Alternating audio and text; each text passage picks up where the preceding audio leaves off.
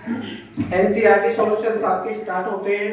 इसमें आपका पहला क्वेश्चन है, चित्र दे रखा है, इसमें पूछते हैं कि 1 ओम 2 ओम 3 ओम की 3 प्रतिरोधक श्रेणी क्रम में जोड़े गए हैं, प्रतिरोधकों के संयोजन का कुल प्रतिरोध क्या है। और बी में पूछते हैं यदि प्रतिरोधकों का संयोजन नगण्य आंतरिक प्रतिरोध वाली एक 12 वोल्ट की बैटरी से जोड़ दिया जाए तो प्रत्येक प्रतिरोधक के सिरों पर विभवपात ज्ञात कीजिए, कितना कितना हो जाएगा। तो क्वेश्चन नंबर ए में क्या पूछा है, पूरे परिपथ का तुल्य प्रतिरोध पूछा है। 1 ओम 2 ओम 3 ओम के जो प्रतिरोध है श्रेणी क्रम में जोड़ रहे हैं, इनका तुल्य प्रतिरोध कितना हो जाएगा। तो लिखेंगे क्वेश्चन नंबर ए में चूड़ी का चिन्ह लगाकर प्रतिरोध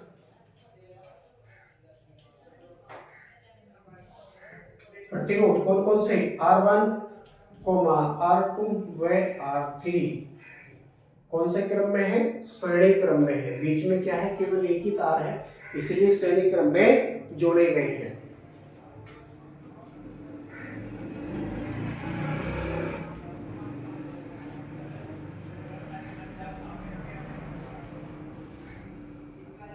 इसलिए पूरे परिपथ का तुल्य प्रतिरोध,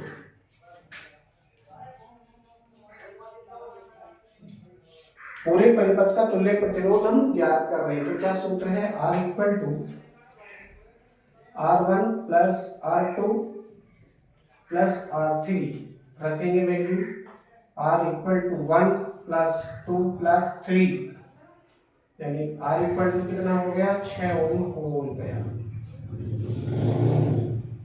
6 ओम। यानी पूरे परिपथ का तुल्य प्रतिरोध कितना है, 6 ओम का प्रतिरोध है। पहला आंसर आपको प्राप्त हो चुका है। अब वो कहते हैं कि यदि प्रतिरोधों का संयोजन नगण्य आंतरिक प्रतिरोध वाली बैटरी से कर दे, 12 वोल्ट की बैटरी है उससे कर दे, तो प्रत्येक प्रतिरोधक के सिरों के बीच विभवपात ज्ञात कीजिए। अब देखो 12 वोल्ट की बैटरी जब हम जोड़ेंगे चित्र के अनुसार तो उसमें आई धारा प्रवाहित होनी शुरू हो जाएगी। क्योंकि R1 R2 R2 श्रेणी क्रम में जुड़े हैं, श्रेणी क्रम में जुड़े होने के कारण इनमें समान धारा प्रवाहित होगी, समान धारा प्रवाहित होगी। क्योंकि श्रेणी क्रम में जुड़े हैं तो प्रत्येक प्रतिरोधों के सिरों पर अलग अलग विभवांतर उत्पन्न होगा। मान लीजिए R1 के सिरों पर उत्पन्न होने वाला विभवांतर कितना है, V1 है। प्रतिरोध R2 के सिरों पर V2 है।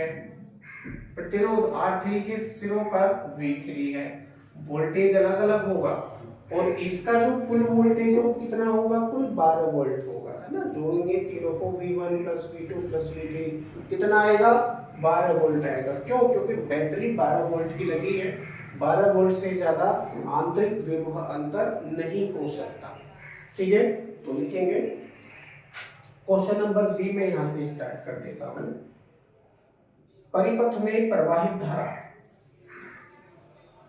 अब देखिए सूत्र क्या है, V equal to I R, V equal to I R. विभवपात इन्होंने पूछा है, प्रत्येक प्रतिरोधों के सिरों पर विभवपात पहले के लिए करेंगे तो हो जाएगा V1, सूत्र है V1 equal to I, R के स्थान पर R1। अब R1 की वैल्यू तो हमारे पास में है परंतु I की वैल्यू नहीं है, यानी परिपथ में प्रवाहित होने वाली वैद्युत धारा हम सूत्र का प्रयोग करके ज्ञात कर लेंगे। ठीक है, कितनी है, परिपथ में प्रवाहित धारा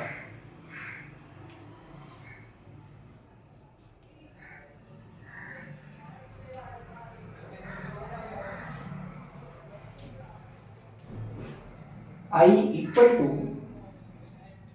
V upon R, I equal to V upon R, इसका हम प्रयोग करेंगे और परिपथ में प्रवाहित धारा ज्ञात करेंगे। V की वैल्यू आपके पास में है 12 वोल्ट, तो 12 बटे R की वैल्यू आपके पास में है 6 ओम, काटेंगे तो कितना आएगा, I इक्वल टू 6 दूनी 12, 2 एम्पियर। यानी पूरे परिपथ में कितनी धारा है वो आपने ज्ञात कर ली, 2 एम्पियर की वैद्युत धारा है। I इक्वल टू कितना है, 2 एम्पियर, 2 एम्पियर प्रवाहित हो रही है। ठीक है, अब मैं इसको साफ कर देता हूँ पूरे को।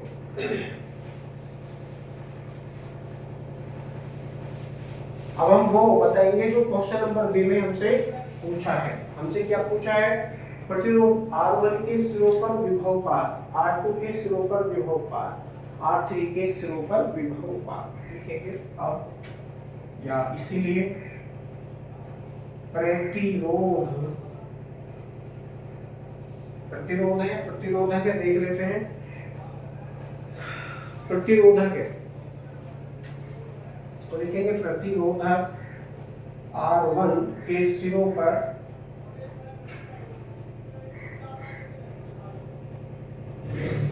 विभव पात,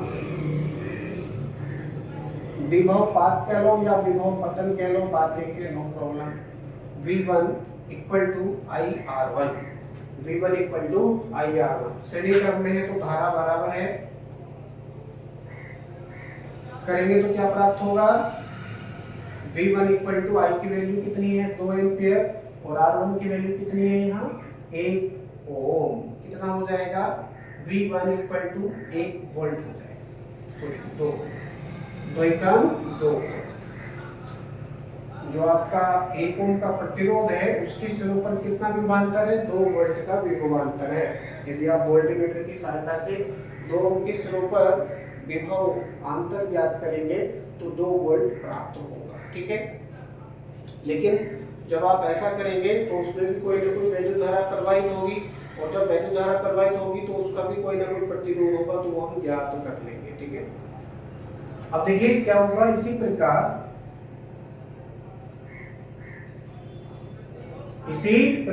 प्रतिरोधक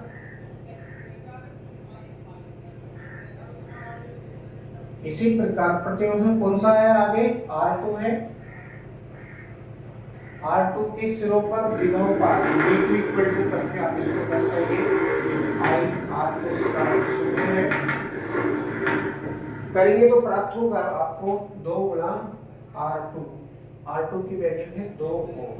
कितना हो जाएगा? ये 4 हो जाएगा। कितना? 4 वोल्ट, 4 वोल्ट।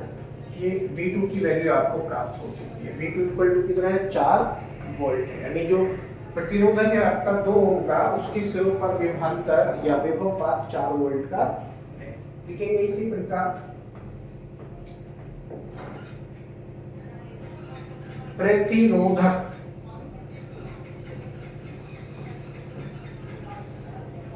R3 के सिरों पर विभव पात V3 करके आप इसको लिखिए, सूत्र है IR3। रखेंगे वैल्यू तो क्या प्राप्त होगा? I की वैल्यू 2 और इसकी वैल्यू 3। कितना है? 2 दिया 6 वोल्ट, 6 वोल्ट। उत्तर की जांच यदि आप करेंगे तो V equal to V1 plus V2 plus V3 बराबर होना चाहिए। तो V की वैल्यू कितनी? 12 बराबर V1 की 2, इसकी 4, इसकी 6। यदि करेंगे तो कितना प्राप्त होगा? 12 बराबर 12, यानी दोनों तरफ विभवांतर बराबर है, इसलिए आंसर हमारा सही है।